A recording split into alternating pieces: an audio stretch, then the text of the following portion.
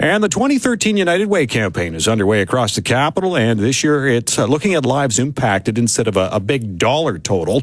Goldy Hyder and Barbara Cook are co-chairs of this year's campaign, which aims to collect $21 million and, more importantly, impact 76,000 lives. And I am pleased to be joined in studio this morning by Goldy Hyder and Keenan Wellar with LiveWorkPlay, and I welcome you both to the studios and to talk to the hand this morning. Thanks for having us. Thanks, Ed. Now, Goldy, let's talk about the campaign right now. What brought you into being a chair or one of the co-chairs? Well, when you start feeling at home in a city, you want to learn more about the city that you may not see every day. And there is, in many ways, two Ottawas for many of us. There's the Ottawa that we live in, where we work and where we sleep, if you will, and you kind of see the Ottawa in between that drive. But there's so much else that goes on. And when I sat down and with the people at the United Way and looked at what it is that they do and the impact that they're having, you realize that there are so many people in a city like Ottawa that still need help. They're looking for some support. They're not there by choice. Somehow, some way, they ended up in this place, and they need an opportunity to get out of that place. And this campaign, to me, is very much about this country as well. It's about the diversity of this country. It's about making it work. And there are people here who are simply looking for that opportunity that Canada offers, and whether they're suffering from mental health issues or addictions or homelessness or so many other things that we've come across today. We're going to talk about about disabilities in particular. They just need a chance to go from where they're at to where they want to be. We visited a variety of different places in this city, and there's so many people doing such good work, and it's just a privilege and an honor just to be a part of it. It's interesting. When there was a study that came out last week from the Modern Foundation about Canadian charities, and one point that seemed to come out, and a lot of people obviously still support them, was that what they need to do a better job of getting the message out and making it a tangible thing that, we can say $30 million. It's kind of tough to put a handle on $30 million. We all talked about the lottery, but to see what it can do. But to say 76,000 lives impacted, that cuts right to the core to let people know what's going on. Exactly. And these people are your neighbors and my neighbors. I mean, there's this perception that the 76,000 might be concentrated somewhere else in Ottawa that we don't see. That's not true. I mean, as an employer in this city, I see firsthand the issues of mental health or disabilities or addictions that come across. And you realize that, yes, I can go out and save the world, but I should start right here at home. I need to make a difference in the community in which I live. And for me personally, I think this is a journey about the realization that for these people, they have the same ambitions, the same aspirations, the same desires to be productive members of society, to contribute, to take care of themselves. They just got themselves into a situation in which they need some help out of that place. And that's what the United Way is about. All right. Now, Keenan Wellar, you live, work, play. You folks are supported by the United Way? Yes. Well, we are involved with many partners, but with United Way, it's on about 3 different levels. There's my own role as a focus area champion. We're a partner in their priority area of employment disabilities, and we also participate in their EARN committee for employers and organizations to come together and work on this issue of employment and disability. For those who aren't familiar with Live, Work, Play, maybe explain what you folks do. Sure. Well, probably about 18 years ago, I guess, my wife, Julie Kingston, and I were working in an area of advocacy just as volunteers because we noticed a lot of people with intellectual disabilities and their families were really isolated in the Ottawa community in terms of where they lived and what they did with their time. And so unemployment being one of those issues, lack of affordable housing being another issue, and then just social isolation, not having things to do and people to do it with. 18 years later, long story short, we've grown the organization and have over 30 partners in the nonprofit sector and work with over 50 employers, for example. And how many people have you helped? Well, it's a shifting number because sometimes the people we're supporting no longer need our help, which is one of our favorite outcomes. They have a great place to live, they have a job, and they have friends, and they say, Keenan, it's been nice knowing you, but I don't need to hang around here anymore. So on average, we help about 100 people a year. Some we continue helping, and some move on with their lives. And you mentioned you're a champion in this year's campaign. Maybe explain how that's working. Yeah, it's my second year serving as a focus area champion for belonging to community. And when the United Way had established that priority area of employment and disability, first of all, I was very enthusiastic about it, but I was also wondering how I could help support the campaign. And so when I had the invitation that they were starting this opportunity for Focus Area Champions, I jumped on that, and joining folks like Goldy and Barbara and talking about it. But also I go out to campaign launches around the city at various workplaces and just help them understand, as Goldy was saying, how does this impact a particular life, for example. I will explain how your donation goes to something like the Belonging to Community Priority or Focus Area and how that actually changes a life. And how does that change a life? Yeah, well, one of the stories I tell a lot is about a young man named Jeremy who came out of high school.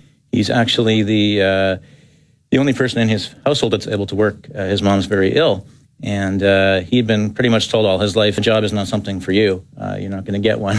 And we were introduced to him and we said, well, the main thing is, do you want to work? And he said, yes, I do. We're making some speeches around the city about employment, and an employer at the Parliament cleaning group came forward and he said, I think I'd like to meet somebody and see what we could do.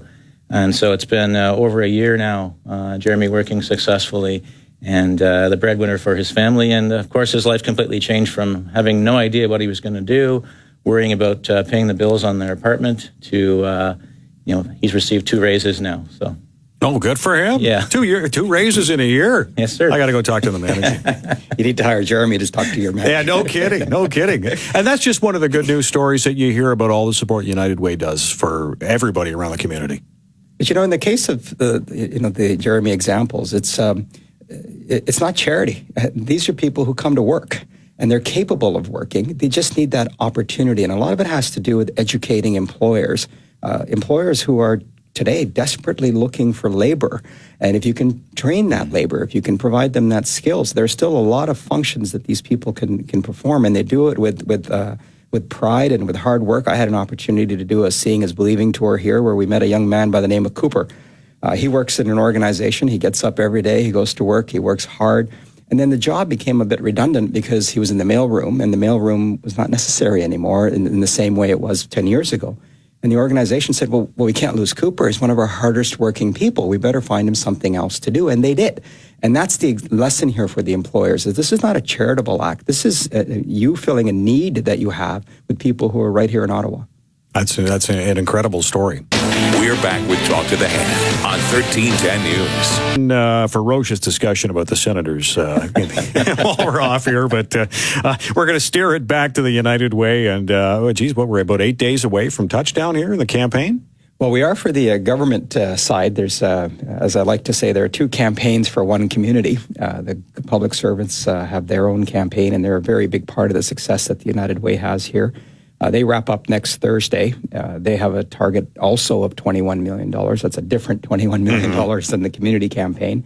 And it's not too late for them to be engaged and to participate. And we look forward to the continued leadership that the people in the public service have shown this community, despite some challenges that they've faced over this run as well. Yeah, the last couple of years have been a little hard on the public service, but they always seem to top, what's set out in front of them every year. And we were talking about getting more of the disabled into the workplace, and we had the one example there before the break. But you had some numbers that back up that this is actually good for your business. Yeah, well, there's some really great resources out there, like the Ontario Disability Employment Network, and here in Ottawa, the Employment Accessibility Resource Network that I mentioned earlier.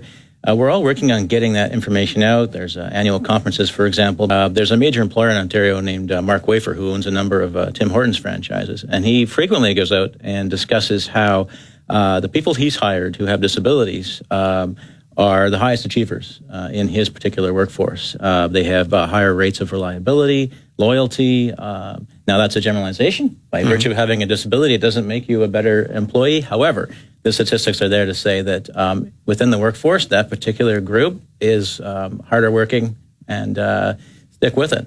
Yeah, the numbers don't. The numbers don't lie. They don't. And one of Mark's big messages, and what we're talking about at EARN with employers that we're bringing into that network, is some employers are not aware simply that not only that this population is ready to work, but also that there is help from organizations like ours and others, so that this is not a big investment of time or dollars to include the person in your workplace, because there are supports and services to help you with that. And that's the message. People who've done this have taken this step and diversified their workplace and included people with disabilities always say, that was a great move. We didn't know how easy this would be, and we didn't know the things that we would learn. And perhaps we did have some intentions that, well, this is a good, socially motivated thing to do. Sometimes that's the initial motivation, but then the business case always proves out this turned out to be a great work, a great move, a great relationship, and often they choose to continue and increase the numbers.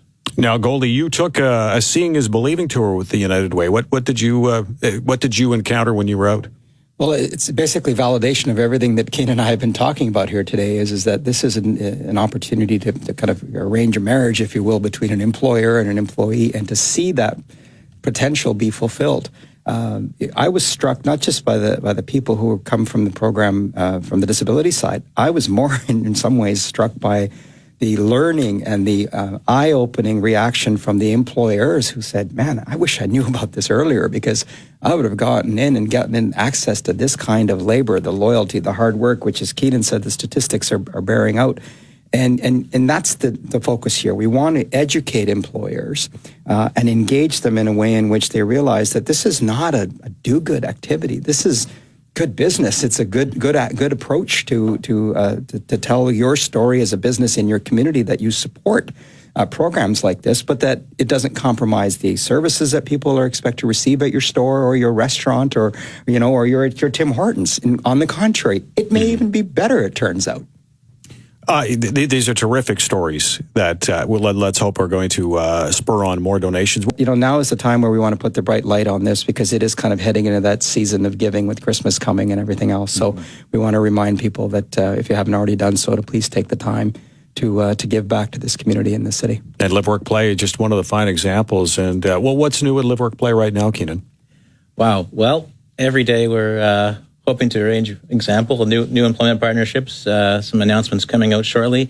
But on December 6th, we're going to hold a ceremony at one of our festive feast, it's called. It's an annual event, but we're going to rename one of our awards in the memory of Rob Moore, who died tragically in the bus train crash in Ottawa, but was living a great life and had a great employer. He'd been working for 10 years for IBM, and that was a connection, one of those marriages Goldy talks about, that we were thrilled to have made. And it's been very hard on the family and his coworkers, but the message we keep getting from them is that he was living the life he wanted to live, and that's, it's a nice memory. And so we just want to honor that and support other people who maybe have not been connected in the community, are lost out there, and looking to make their way. And so we're going to have the Rob Moore Good Life Award every year from now on for examples like Rob, of people with disabilities who've made their way in life and are having a good one here in Ottawa. And in terms of Rob, before we go, you had mentioned the impact on the customers, but the impact on the staff as well, and